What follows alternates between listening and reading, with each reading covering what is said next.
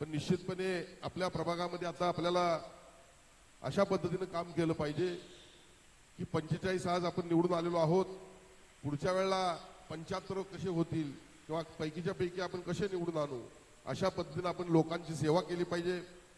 बऱ्याच वेळेला आपण निवडून आल्यानंतर अर्थात सगळ्यांना असं म्हणता येत नाही, पण काही जणांच्या तक्रारी येतात, लोकांना भेटणं होत नाही, लोकांना टाळलं जातं आणि मग खऱ्या अर्थानं आपणच आपलं नुकसान करून घेत असतो.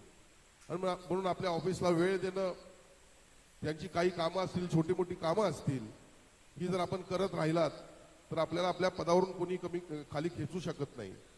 आणि म्हणून माझी आपल्याला या ठिकाणी नम्र विनंती आहे की येणाऱ्या काळामध्ये महायुतीची सत्ता ही पुढच्या काळामध्ये देखील आली पाहिजे. अशा पद्धतीने आपल्या सर्वांच्या हातातून काम व्हावं. आपल्या काही गोष्टी विकासाच्या असतील त्या करण्यासाठी आम्ही सर्वजण तयार आहोत.